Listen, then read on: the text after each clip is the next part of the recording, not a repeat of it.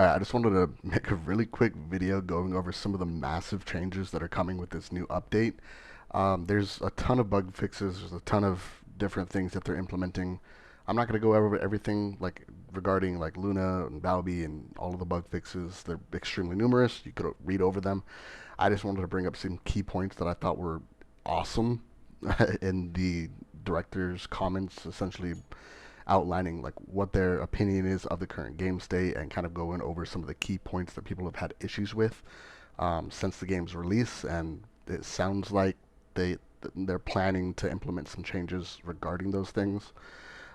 First and foremost, the drop rate improvement plans. This is, I think, going to be huge if they're doing what I'm hoping that they're doing. It sounds like they're essentially going to implement a pity system for us. They realize that people are having a lot of problem with drop rates, and to address this, they're planning to introduce a new system where you can more easily get the item you want after repeating the activity a certain number of times.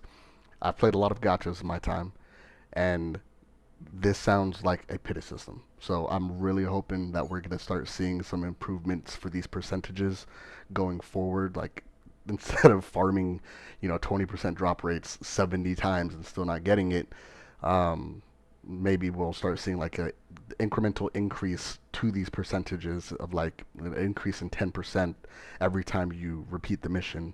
That way it gets a lot easier for us to start farming out these 6% drops for, Descendant parts, or 2.5% for Transcendent modules. So this is just absolutely huge. This is massive. I think it's probably one of the biggest changes we can see, especially this early in the game.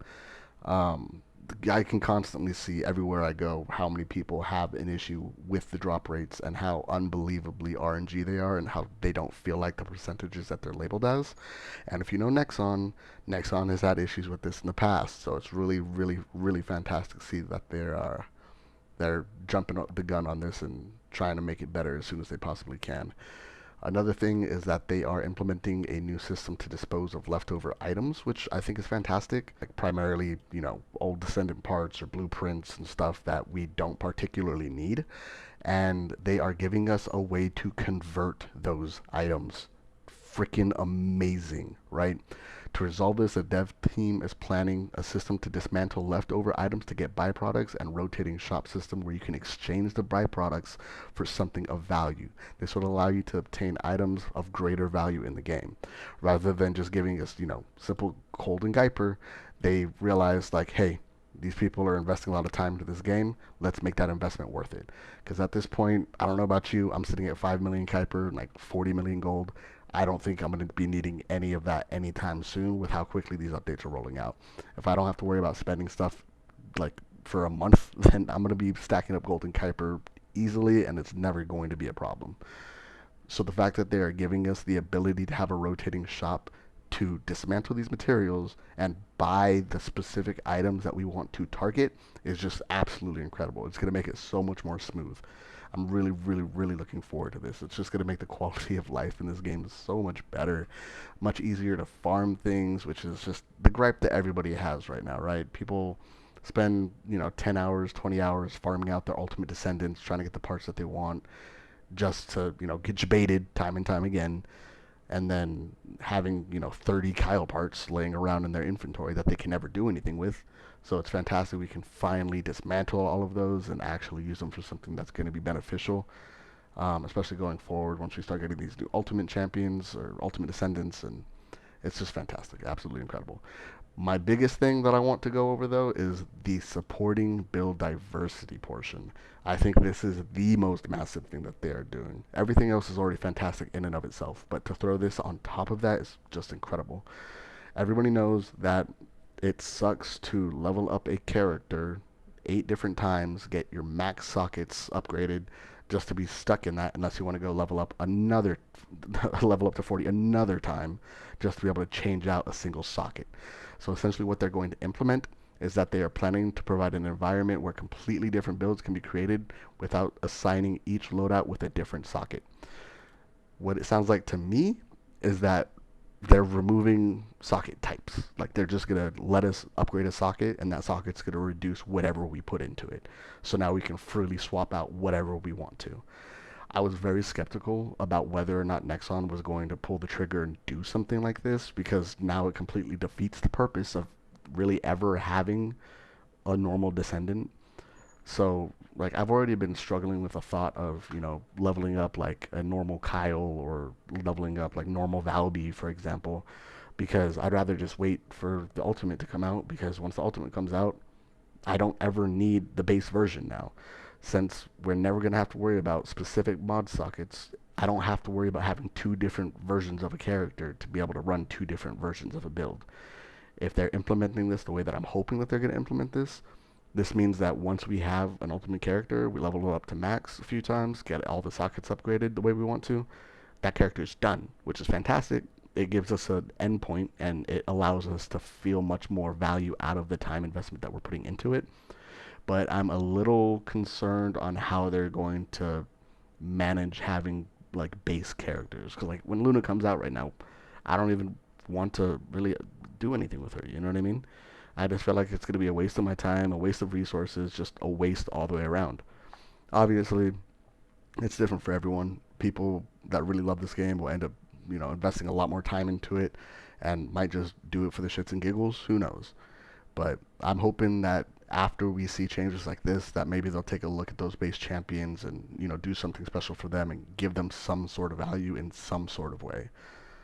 Because at this point in time, it's just like, I don't know. We'll get a new ultimate pretty much every month is what it's looking like. So it's kind of hard to justify looking at a normal descendant and being like, yeah, let's go ahead and spend 10 hours investing into this character with, all these freaking, what are they called? Catalysts. And it's just, I don't know. We'll see what happens there.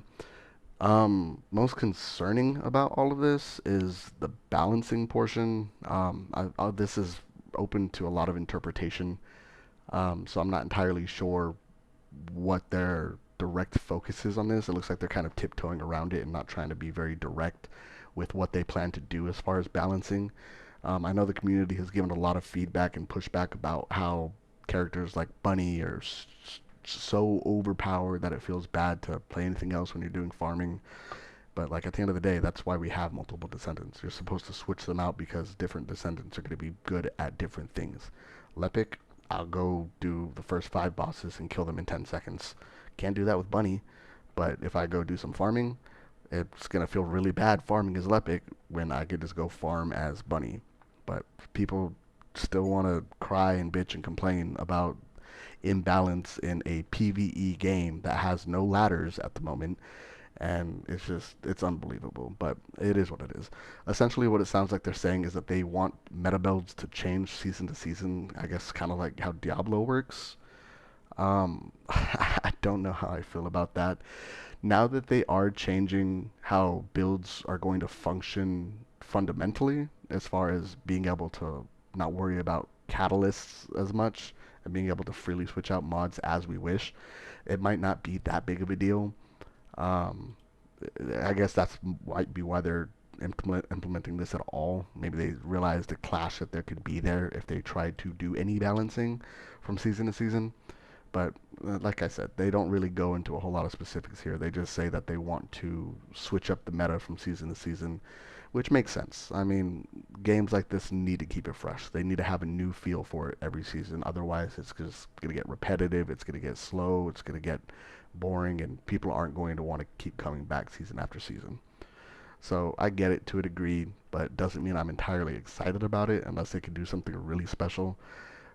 One of my biggest problems with like seasons and buffing and nerfing different things is just you find a build that you really really really like, you really love, you really want to play it, and then next season, wow, you're shit out of luck. Your build has been nerfed to the ground and you can't play it anymore, and now you have to find something to fill that gap, fill the enjoyment that you once felt playing the previous season. But guess what? None of the builds might work for you.